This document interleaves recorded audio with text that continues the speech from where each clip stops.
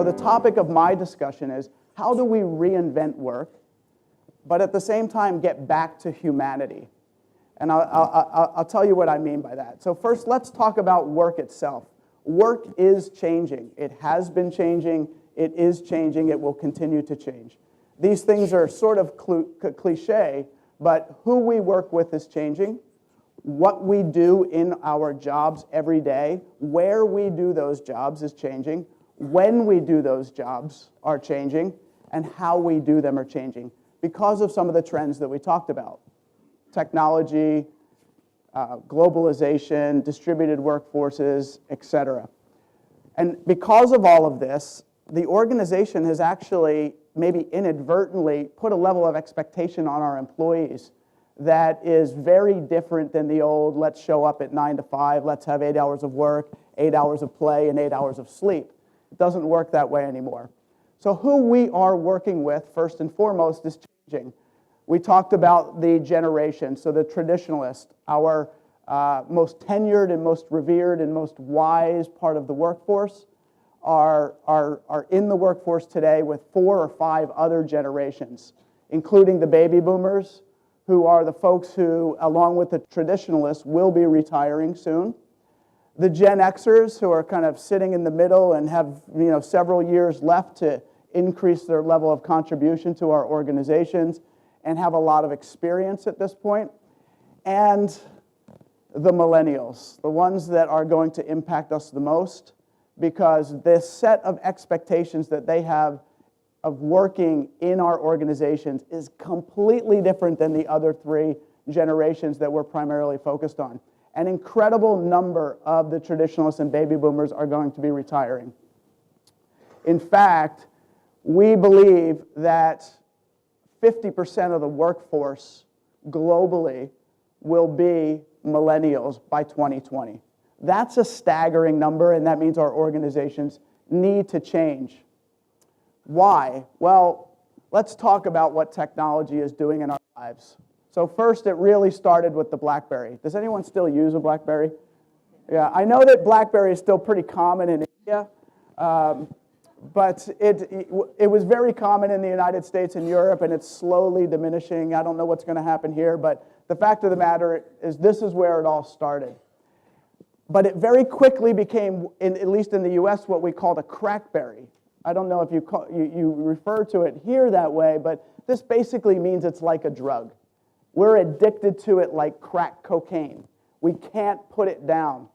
And you can see here that life is very different because of our connected smartphone. I live in Hong Kong, where there are 7.5 million people on an island about this big, and about 97% of the people on my way to work are on their mobile phone. And what's fascinating is they're not on their mobile phone talking to their boss or their wife. They're playing games and watching movies, walking down the street. So there's no people on the right walking this way, people on the left walking this way. People are just walking. They don't care. They're not paying attention. They're watching Princess Bride, which makes no sense to me. But it's the culture. We are simply addicted to technology. So, what's the result of that in our everyday lives? Well, there's information overload. 34% of people say very clearly that they have information overload. I am one of those 34%. Technology overload. They have too much technology. So really, how do we find our way back? Because we've lost some sense of humanity. There are a lot of people who talk about the fact that it's very difficult to have a one-on-one conversation today. People would rather just text. People are breaking up with their significant other over text, right? So we don't know how to have that one-on-one conversation.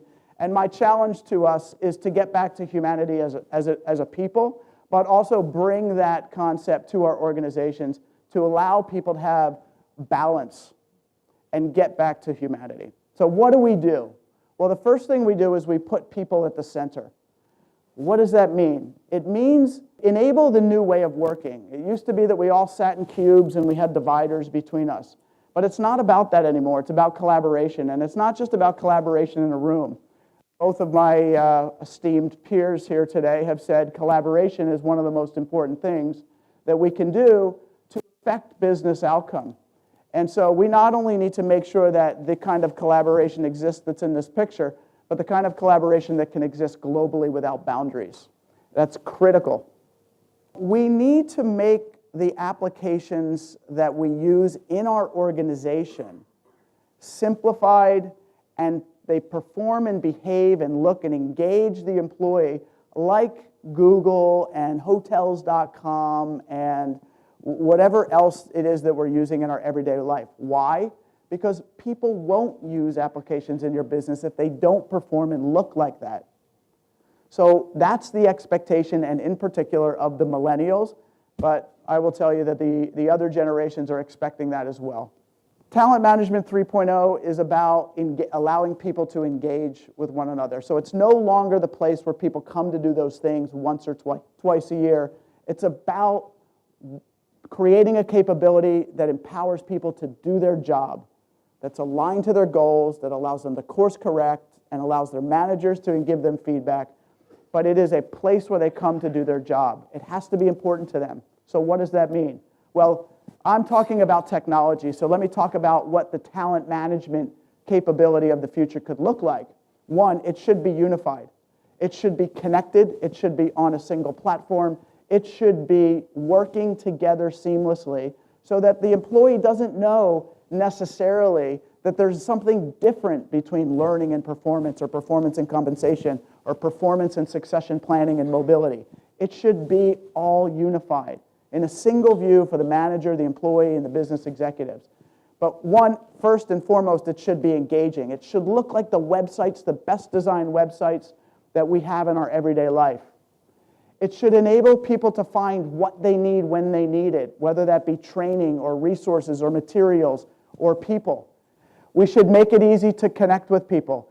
Our collaboration platforms should look and feel and act like Facebook and LinkedIn. It should be easy to connect. It should be easy to find people because you need them, because they have the same interests of you, because you have a project that you need some support on.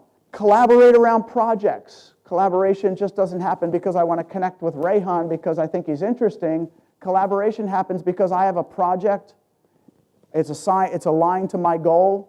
I need people to be on that project team. Make a team. Assign tasks, roles, responsibilities. Collaborate, communicate. Collaborate on tasks, not just the project. Manage those tasks. So now we start to blur the lines a little bit between talent management and project management. But isn't really talent management bringing people together to achieve a common goal or an individual goal or a business goal? But I fundamentally believe that people who are highly engaged in your organizations are not only committed to the organization and committed to their job and understand how their goal aligns to, what the business goals are, but I fundamentally believe that organizations that allow their employees the opportunity to give back to the community in which they work through volunteerism or otherwise is impacting engagement.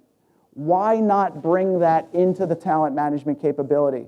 Why not allow an employee to say, my organization has these 5 opportunities for me to contribute and volunteer and give back. And by the way, isn't it true that any volunteer activity has a set of requirements to it? A sort of set of skills and interests that are required, or maybe even certifications that are required to actually complete that volunteer activity. I would like to suggest that we should not let technology control us. We should use it to the best of our advantage. And HR has a distinct role in defining the requirements of what the talent management capability of the future should look like, and working with the Office of the CIO to make that happen. And ultimately, I will leave you with, let's be more human. So thank you very much. I look forward to meeting you all over the course of the conference.